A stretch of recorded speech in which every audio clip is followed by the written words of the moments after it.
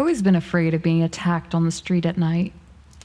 Despite years of working in a bar and coming home late around midnight, this fear had never left me. The pay was lousy and the boss forbade employees from parking their cars in the parking lot reserved for customers. So every night, I had to walk alone for several minutes to my car parked a little further away. One day, as I was talking to one of my friends, she told me about this application. Don't you know this app? It's called Are You Being Followed? Or AYBF for short. Basically, the app detects the waves of nearby cell phones, and if the algorithm notices that a signal is following you, the app sends you a notification, she explained. Some say it also detects ghosts and supernatural creatures that give off particular waves, but I think that's bullshit to attract views on TikTok, she added. I couldn't quite figure out how it worked, but she assured me that the algorithm was never wrong and that it had already allowed her once to be alerted early enough to be safe from a strange guy one night. I downloaded it, figuring it couldn't hurt. One evening, as I was walking down the street clutching my coat, I felt my phone vibrate in my pocket. It was the app that had sent me a notification, and on the screen simply appeared the message, "You are being followed." I slowed down and looked around. The street was deserted, only the wind sounding in my ears. Perplexed, I continued walking, the sound of my solitary footsteps echoing around me. A minute later, I received another notification. "You are being followed." With no one behind me, I wondered if it was a bug or if this app was a scam. Boo! I jumped and shouted, and right in front of me was my colleague, Ian, wallowing in laughter. Sorry, I couldn't help it. Here, you forgot your tips." And he handed me a few bills. "Next time you do that, I'll empty my pepper spray in your face." Safe in my car, I finally managed to laugh it off and figured that at least I had proof that the app worked. The app never triggered again after that. Until tonight. I just finished a long evening and was exhausted. All I wanted to do was go home and go to bed. As I was walking alone in the cold night, with just enough strength to look at the tips of my feet without falling asleep while walking, my cell phone vibrated and I picked it up, thinking someone had sent me a text message. "You are being followed." The appearance of the message caught me off guard and woke me up all at once. I looked around. There was nothing and no one around at this late hour, and the temperature was negative. I thought back to the only time it had gone off and Ian's joke. He knew perfectly well by now that I didn't find it funny, and I made it clear that I hoped he wouldn't do it again, or he would get his ass kicked. I stood there, looking back, looking for someone who obviously didn't exist.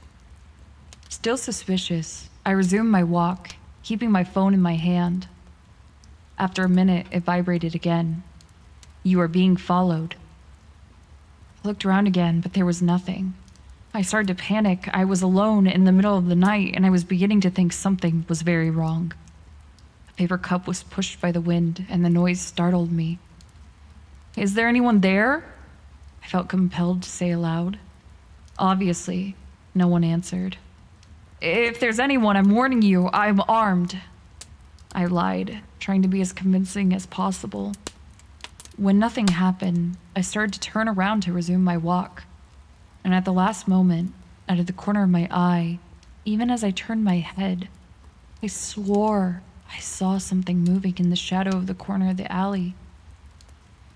It took me a while to process what I'd seen. At first, I thought it had been a cat. No, cats don't have wide eyes. I walked quickly. "You are being followed." Behind me, there was absolute silence. "You are being followed." Was it the sound of bare feet on the sidewalk I just heard? "You are being followed." I clutched my pepper spray can as I took the last few steps to my car while looking around like a madwoman attacked by imaginary birds. Closed the car door and locked the doors. Finally, I managed to exhale the air I'd been holding in my lungs. I didn't wait any longer, not wanting to linger here, and started the engine. Once home, I took a shower and got ready for bed. It had been a strange night. The more I thought about it, the more I wondered why the application had triggered so many times. Wasn't it possible that there had just been a malfunction and I'd just imagined what I thought I was hearing and seeing because of the stress?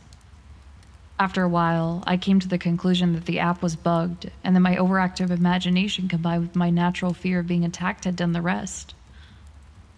I put my mobile in my pocket and made several trips to the kitchen to throw away the remains of my dinner. My cell phone vibrated. "You are being followed." My breathing stopped. I stood there for several seconds, staring at my screen. I raised my head slowly and looked around. I inspected every nook and cranny accessible to my view without making a move. The light in my bedroom was still off. Apart from that, I couldn't see any place where an intruder might be. I made my way discreetly towards my bedroom. "Stop stressing. You said it yourself, this app doesn't work." I continued walking slowly and put my hand on the light switch just to the left of the door. I pressed it. I took a few steps inside, but without a doubt, no intruder, ghost, or monster had entered my room. As I returned to the living room, reassured, my gaze was drawn to the window in the night outside, and there I saw the pale face of a creature glued to the glass, staring back at me with the two widest eyes I'd ever seen in my life. After a second spent trying to understand what I was seeing, I screamed in fear. The police immediately dispatched a patrol car after my panicked call. The two officers inspected the area around the house without finding anyone who resembled the vague description I'd given them, even though they seemed worried. I had obviously avoided mentioning the fact that what I had seen had white eyes and skin and a bald head. After a while, they had to leave and told me to call back if I saw someone at my windows again.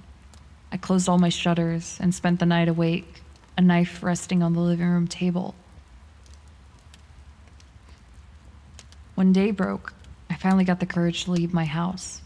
I looked around it and saw something the police hadn't seen or hadn't wanted to tell me. Just below the window where I'd seen this thing, there were dozens and dozens of bare footprints going from left to right towards all the other windows.